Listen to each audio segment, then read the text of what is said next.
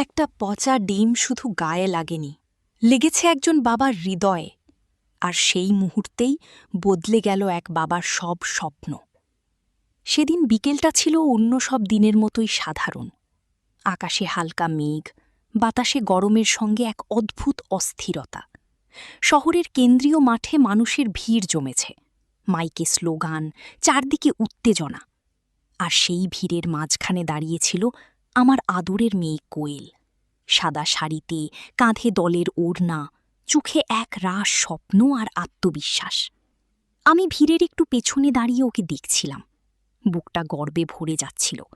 মনে হচ্ছিল এটাই তো সেই মেয়েটা যাকে আমি ছোটবেলায় আঙুল ধরে হাঁটতে শিখিয়েছিলাম। আজ সে মানুষের জন্য কথা বলতে শিখেছে। কিন্তু আমি জানতাম না, কয়েক মুহূর্তের মধ্যেই আমার সেই গর্ব ভয়ঙ্কর এক দুঃস্বপ্নে বদলে যাবে।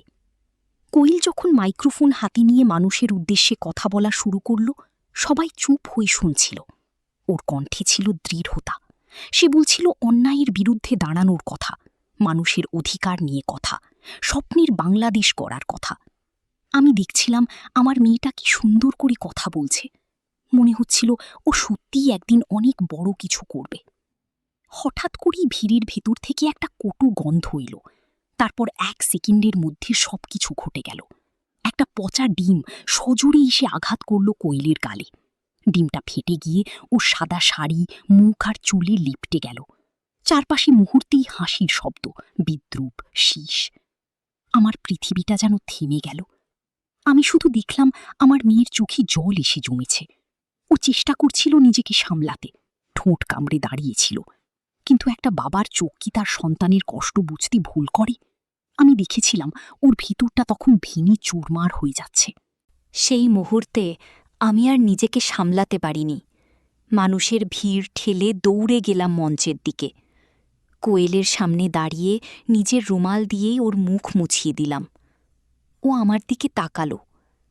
সেই চোখে অপমান, কষ্ট আর এক ফোঁটা প্রশ্ন। বাবা, আমি কি ভুল করেছি? আমার বুকটা হাহাকার করে উঠল। আমি কোনো উত্তর দিতে পারিনি। শুধু ওর মাথায় হাত রেখে বলেছিলাম, চল মা, বাড়ি যাই। সেই পথটা ছিল জীবনের সবচেয়ে দীর্ঘ পথ। গাড়িতে পুরোটা সময় কোয়েল চুপ ছিল, জানালার বাইরে তাকিয়েছিল। আমি বুঝতে পারছিলাম ও কাঁদতে চায়, কিন্তু নিজেকে শক্ত রাখার চেষ্টা করছে। আমি বারবার কিছু বলতে চেয়েছি, কিন্তু শব্দ খুঁজে পাইনি। বাড়িতে পৌঁছেই ও নিজের ঘরে ঢুকে দরজা বন্ধ করে দিল।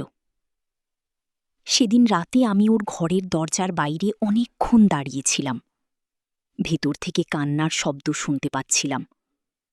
সেই কান্না ছিল নিঃশব্দ, কিন্তু প্রতিটা শব্দ যেন আমার বুকের ভেতর ছুরি হয়ে বিঁধছিল।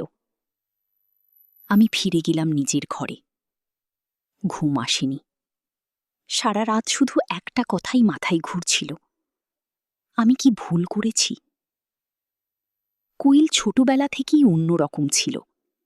যখন ওর বয়স মাত্র 10, তখন স্কুল থেকে ফেরার পথে এক ভিক্ষুক বৃদ্ধাকে নিজের টিফিনের খাবার দিয়ে দিয়েছিল। বাসায় এসে ক্ষুধায় কেঁদেছিল, তবু বলেছিল, বাবা, উনি তো আমার চেয়েও বেশি ক্ষুধার্ত ছিলেন। সেদিনই বুঝেছিলাম আমার মেয়ের হৃদয়টা অনেক বড়।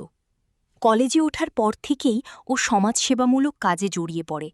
গরিব ছাত্রদের পড়াত, বন্যার্তদের জন্য ত্রাণ সংগ্রহ করত, অসহায় মানুষের পাশে দাঁড়াত। তারপর একসময় রাজনীতিতে যোগ দেওয়ার সিদ্ধান্ত নেয়। আমি প্রথমে ভয় পেয়েছিলাম। রাজনীতির মাঠটা সহজ না। আমি বলেছিলাম, মা, এই পথটা অনেক কঠিন। ও হেসে বলেছিল, কঠিন বলেই তো হাঁটতে হবে বাবা। যদি ভালো মানুষরা ভয় পেয়ে সরে যায়, তাহলে বদলাবে কে? ওর সেই কথায় আমি আর বাধা দিতে পারিনি, বরং গর্ব হয়েছিল। কিন্তু আজ মনে হচ্ছে আমার সেই সমর্থনই কি ভুল ছিল? পরদিন সকালে কোয়েল ঘর থেকে বের হল, চোখ দুটো লাল, কিন্তু মুখে একটুখানি হাসি আনার চেষ্টা। আমি নাস্তার টেবিলে বসেছিলাম। ও এসে বলল, বাবা, আমি ঠিক আছি। আমি চুপচাপ তাকিয়ে রইলাম। তারপর ধীরে ধীরে বললাম, মা, রাজনীতি ছেড়ে দাও। কোয়েল অবাক হয়ে আমার দিকে তাকালো। কি বলছো বাবা? আমি বললাম, আমি আর পারছি না। তোমার চোখের জল আমি সহ্য করতে পারি না। ও কিছুক্ষণ চুপ করে থাকল। তারপর বলল, একটা ঘটনার জন্য আমি হেরে যাব? আমি বললাম, এটা হার জিতের প্রশ্ন না, এটা তোমার নিরাপত্তা, তোমার সম্মানের প্রশ্ন। কোয়েল দীর্ঘশ্বাস ফেলল। বাবা, তুমি তো আমাকেই শিখিয়েছিলে অন্যায়ের সামনে মাথা নত না করতে। ওর কথায় আমি থমকে গেলাম। হ্যাঁ, আমিই তো শিখিয়েছিলাম। ছোটবেলায় যখন কেউ ওর খেলনা কেড়ে নিত, আমি বলতাম নিজের অধিকার আদায় করতে।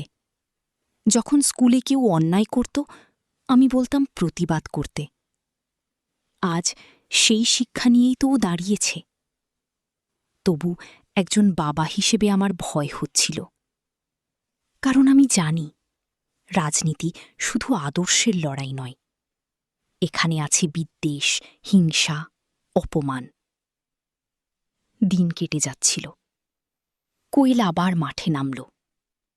কিন্তু আমি বুঝতে পারছিলাম আগের সেই প্রাণচঞ্চল্য আর নেই। ওর চোখে একটা চাপা ভয় কাজ করছে। একদিন রাতে ও আমার পাশে এসে বসল।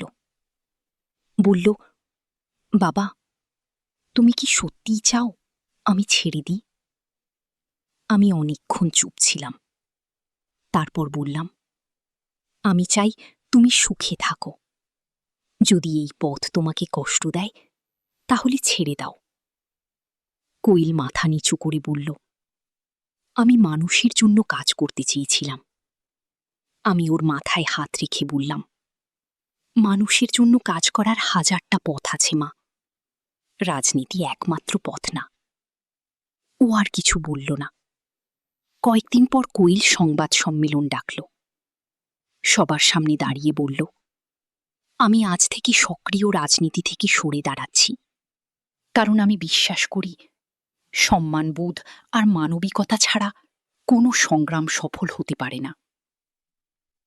সেদিন সাংবাদিকরা অনেক প্রশ্ন করেছিল। কেউ বলেছিল, এটা কি ভয়ের কারণে? কেউ বলেছিল, এটা কি পরাজয়? কোয়েল শান্ত গলায় বলেছিল, না, এটা পরাজয় নয়, এটা নিজের মর্যাদা রক্ষার সিদ্ধান্ত। আমি পেছনে দাঁড়িয়ে শুনছিলাম। আমার চোখে জল এসে গিয়েছিল, কারণ আমি জানতাম এই সিদ্ধান্ত নেওয়া ওর জন্য কত কঠিন। এর পরের দিনগুলোতে কোয়েল নিজেকে গুটিয়ে নেয়নি, বরং নতুনভাবে শুরু করল। ও একটা স্বেচ্ছাসেবী সংগঠন গড়ে তুলল। গ্রামের মেয়েদের শিক্ষা, অসহায় মানুষের চিকিৎসা, বেকার যুবকদের প্রশিক্ষণ, এসব নিয়েই কাজ শুরু করল। আমি দেখলাম ওর চোখে আবার আলো ফিরছে। একদিন সন্ধ্যায় ছাদে বসেছিলাম আমরা। সূর্য ডুবছে। কোয়েল হঠাৎ বলল, বাবা, তুমি কি জানো, সেদিন যদি তুমি মঞ্চে উঠে আমাকে না নিতে, তাহলে হয়তো আমি পুরোপুরি ভেঙে পড়তাম। আমি ওর দিকে তাকালাম। ও হেসে বলল, সেদিন বুঝেছিলাম রাজনীতির চেয়েও বড় শক্তি হল পরিবারের ভালোবাসা। আমার বুকটা ভরে গেল। আমি বললাম, তুমি আমার গর্ব ছিলে, আছো, থাকবে। ও মাথাটা আমার কাঁধে রেখে বলল, আমি রাজনীতি ছাড়লেও মানুষের পাশে থাকা ছাড়ব না। আমি আকাশের দিকে তাকালাম। মনে হল হয়তো এটাই সঠিক পথ। আজ অনেক বছর কেটে গেছে। কোয়েল এখন হাজারো মেয়ের অনুপ্রেরণা। ও রাজনীতিবিদ নয়, কিন্তু মানুষের হৃদয়ে জায়গা করে নিয়েছে।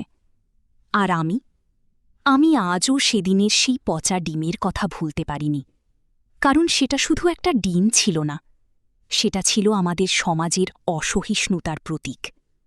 কিন্তু সেই আঘাতই আমাদের শিখিয়েছে সম্মান ছাড়া কোনো সংগ্রামের মূল্য নেই। আজও যখন কোয়েলকে মানুষের পাশে দাঁড়িয়ে কাজ করতে দেখি, তখন মনে হয় যারা সেদিন ওকে অপমান করতে চেয়েছিল, তারা আসলে ওকে আরও শক্তিশালী করে তুলেছিল। আর একজন বাবা হিসেবে আমি শুধু এটুকুই বলি, আমার মেয়েকে আঘাত করে কেউ ওর স্বপ্ন থামাতে পারেনি। পথ বদলেছে, কিন্তু আলো নিভে যায়নি। কারণ একটা পচা ডিম হয়তো গায়ে লাগে, কিন্তু একজন সাহসী মেয়ের স্বপ্নকে কখনো নষ্ট করতে পারে না।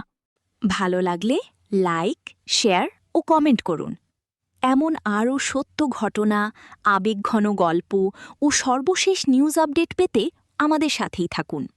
নতুন নতুন আপডেট সবার আগে জানতে সাবস্ক্রাইব করুন এবং আমাদের সাথেই থাকুন।